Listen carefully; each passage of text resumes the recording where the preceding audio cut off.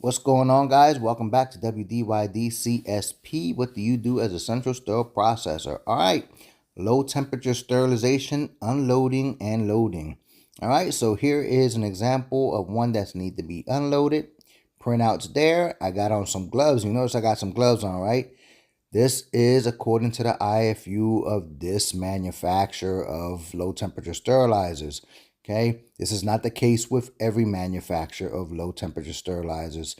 Okay, they only recommend gloves if a load aborts, but this one recommends it after the load is finished. Okay, I have a separate video and opinion about that. So check that out later on. Okay, unloading my sterilizer here, placing my items on the rack. Okay, and then next thing I'm going to do is remove my PCD, which we place in every load that contains an indicator. We do not place a biological in every load, working on that quality improvement and best practice. All right, grabbing my printout, and I'm going to take this over to my sterilization station to document the load.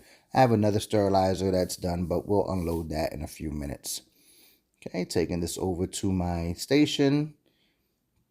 And now, guys, I'm going to show you how to load put a load into a low temperature sterilizer. All right, so we have 3 units. We have 4 units, but I'm going to load up 3 units. So chamber's empty. Confirm that it's empty.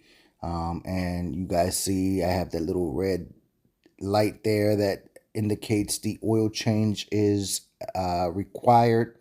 Okay, there's a load that's done, but I need gloves to unload that, so I'll unload that in a few minutes. All right, so we have the V Pro Max and the V Pro Max 2, if you guys are familiar or unfamiliar with those units. Little bit different than your Sturad units, which is the second popular, probably the most popular low temperature sterilizer out there. You still hear people saying, I'm going to stare at something rather than I'm going to place something in low temperature sterilization. But I have a lot of stuff to sterilize here. I got a couple carts there worth of items, but we're going to maximize our sterilizers here. Okay, I have some XIs that I need to sterilize, but you can only place 1 per unit. Unless it's in the metal container, then the IFU allows for 2.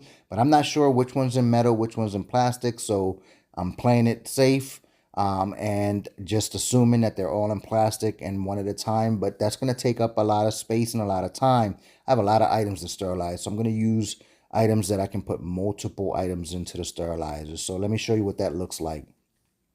All right, so there you go. Configured. I have 2 items on the top rack. I have 1 item in the bottom.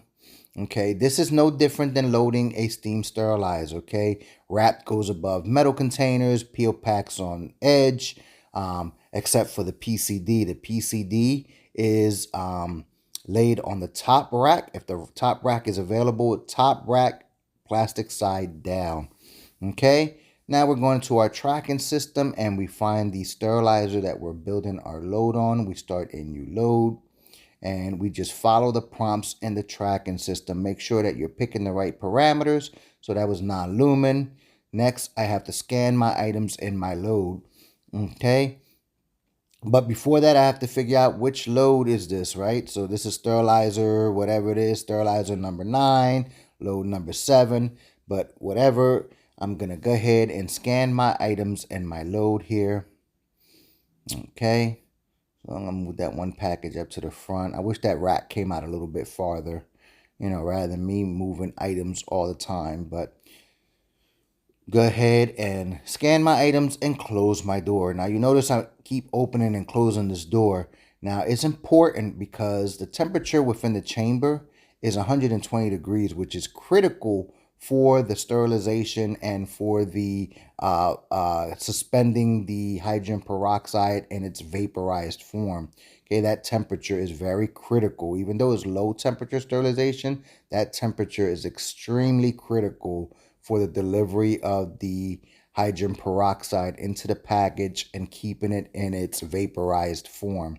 Right, so load sticker gun is changed to the correct configuration. Placing my stickers on my packages, same principle. Do not place it on the type 1 indicator or on the blue wrap itself, as it can blow off, or the tape underneath that sticker will not change. Now, on another note, are your lot stickers universal? What do I mean? Are they validated to use on low temperature items? This one is steam, ETO, and low temperature. If your stickers are not validated for low temperature sterilization, the stickers need to be placed on the item after sterilization, not while you sterilize. Why? Because cellulose absorbs hydrogen peroxide, and that can come off on someone's fingers if they touch it, and they can get a chemical burn. It can also cause your load to fail. All right, so we close our door. I'm going to take this little sticker, this little printout out, because it tells me every time I open and close the door. Okay, I know it's non-lumen. Follow the prompts on the screen. And the nice thing about the V Pro Max 2 is that it has an option to have a delayed start. Okay, the delayed start is in its parallel to the all clear technology of the other sterilizer units.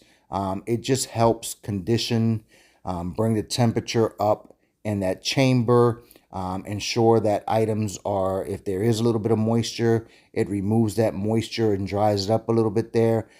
I use this feature because we use type 4 indicators, which are very sensitive to temperature. All right, it measures concentration, time, and temperature, but temperature very specific. All right, confirm everything on my tracking system, and then go ahead and start my tracking system timer. All right, guys, as always, stay true to yourselves, keep it 100, continue educating yourself. Until next time, peace, guys.